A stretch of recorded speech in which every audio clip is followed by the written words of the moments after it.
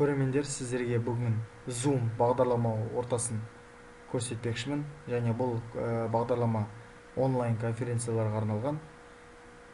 Енді бұл бағдарламаның бірінші бөлімі сіздерге тіркелу бөлімін көрсетем. Бұл тегін тіркелу бөлімін арқылы жұмыс жасаймыз. Ол үшін регистрация бесплатно деген бөлімге кіреміз. Ол бөлімге кіргеннен кейін сіздерге міндетті түрде тіркелу қажет. Ол үшін сіздің пайдаланып жүрген электрондық почтаңызды жазасыз. Және ол тіркеу арқылы сіз регистрация деген бөлімді басасыз. Сол арқылы сіздің электрондық почтаңызға хабарлама келеді. Енді қазіргі уақытта күте тұруымыз қажет. Және сізге міндетті түрде міне хат жіберілген туралы мәлімет көрсетіліп тұр. Ол көрсетілген мәлімет бойынша сіз өзіңіздің электрондық почтаңызға кіресіз. Электрондық почтаңызға кіргеннен кейін бұл электрондық почтаңызда растау деген батырмасы бар. Сол арқылы сіз өзіңіздің осы бағдарламаны қолданушы ретінде растайсыз. Және келесі бөлім тіркелгеннен кейін бұл бағдарламаны көшіру керексіз.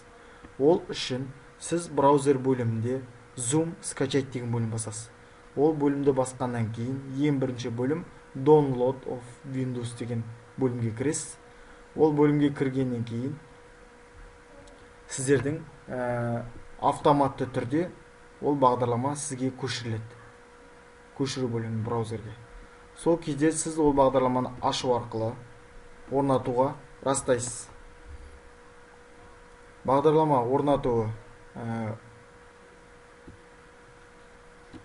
күрделі емес, жай ғана открыть бөлімін басасыз, ашу бөлімін, және растау бөлімін басасыз. Ол автоматты түрде орнатылады. Міне көріп тұрғаныңыздай, бұл орнату командасы жүріп жатыр. Ол тез орнатылады.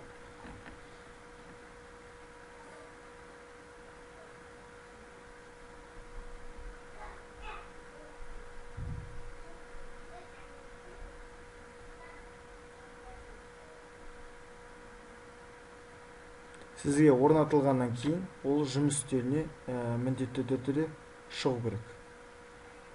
Енді орнатылғаннан кейін осындай бет ашылады. Енді сіз тіркелгендіктен сіздің бағдарлама ашылғаннан кейін жұмыс үстелінде сіз кіру батырмасын басасыз. Кіру батырмасы кезінде сіздің тіркелген электрондық почтаңызды жазасыз.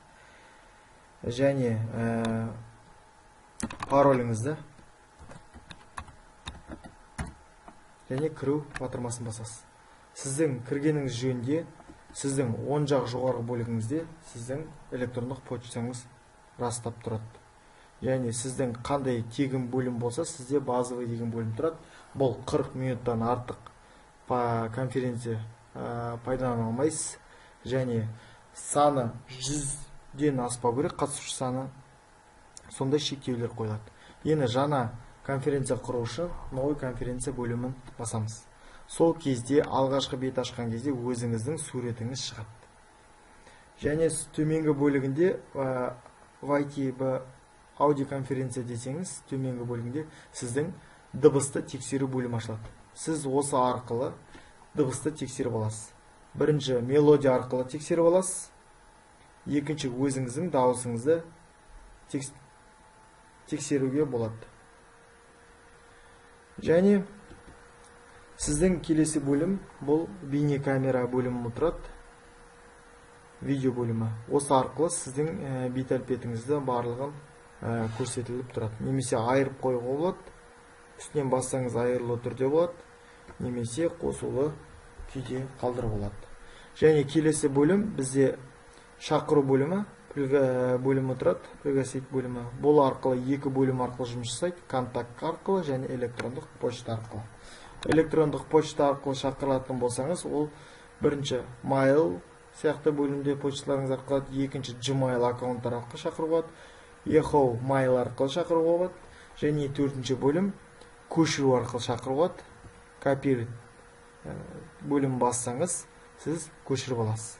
Және бұл бөлімді жауып арқылы сіз кез келген браузер арқылы, контакт арқылы, немесе Facebook арқылы, немесе WhatsApp арқылы жібере аласыз. WhatsApp бөлімі арқылы ашсаңыз, кез келген WhatsApp арқылы ашасыз да, сіз ставить деп бөлім бассаңыз, сізге осындай шақыру бөлімі барады. Осы шақыру бөлімі арқылы сізге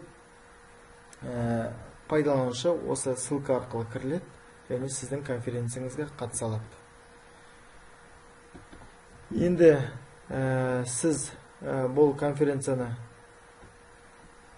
кіргеннен кейін сізге қатысушылардың санын білу үшін сіз мына бөлімде сіз қарай аласыз. Ол қатысушылардың саны осы жерде тіркеліп тұрады және оның атын өзгерту болады, қатысушылардың суретін өзгерту болады. Тағы бір айырмашылық, бұнда олардың бейнесін, видеосын өшіріп тастау болады, немесе дыбысын қосып айыруға мүмкіндік береді. Және келесі бөлім демонстрационный деген бөлім болады. Бұл сіздің онлайн жүрген конференция кезінде сіз демонстрационный түрде бүкіл мәліметтер көрсете аласыз. Ол үшін сіз өзіңіздің жұмыс істеуде көрсетілетін мәліметтерді алдын ала дайындап қою керексіз. Сол кезде сізде барлық нәрсе көрсетілу бөлімінде көрсетіледі. Демонстрационный бөлімге басқан кезде сізде барлығы да көрсетіледі. Міне, менің көрсетілетін бірінші бейне баян болатын болса, компьютерде міне ашық тұр, соны басқан кезде ол мәліметтерді барлығы көрсетіледі. Мәліметтер көрінеді. Ол сіз көріп жатырған мәліметтерді басқа конференцияда болып жатырған қатысушылардың барлығы да мәліметті көре алады.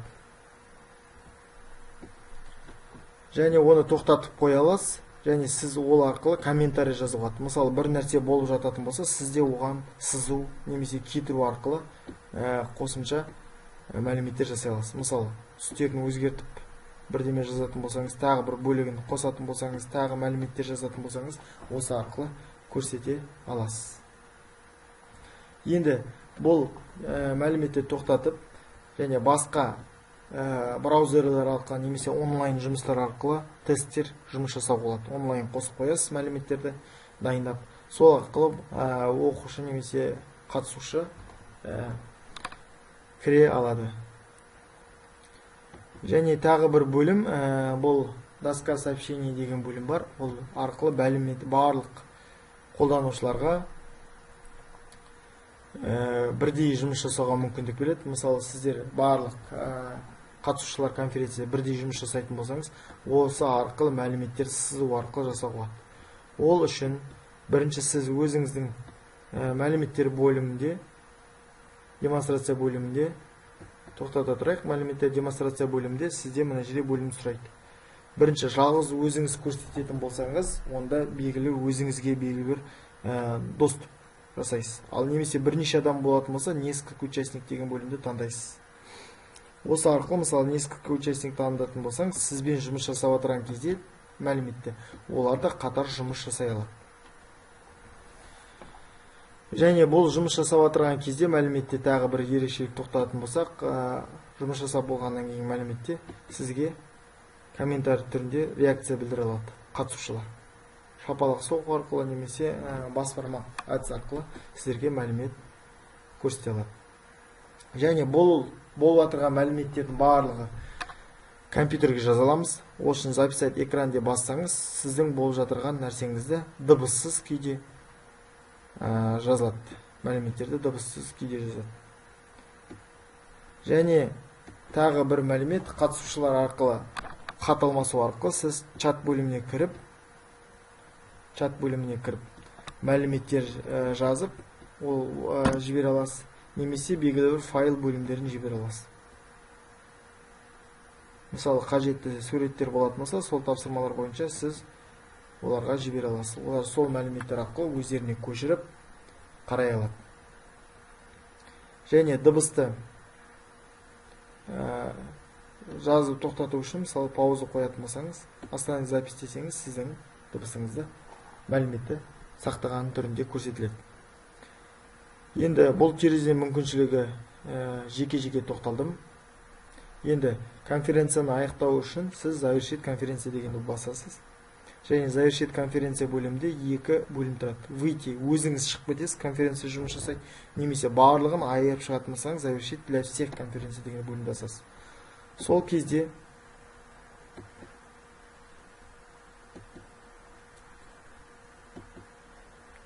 конференция бөлімінде сізде мәліметтер барлық көрсетіледі. Міне, сіздің жасалған бейнеңіз барлығы сақталады.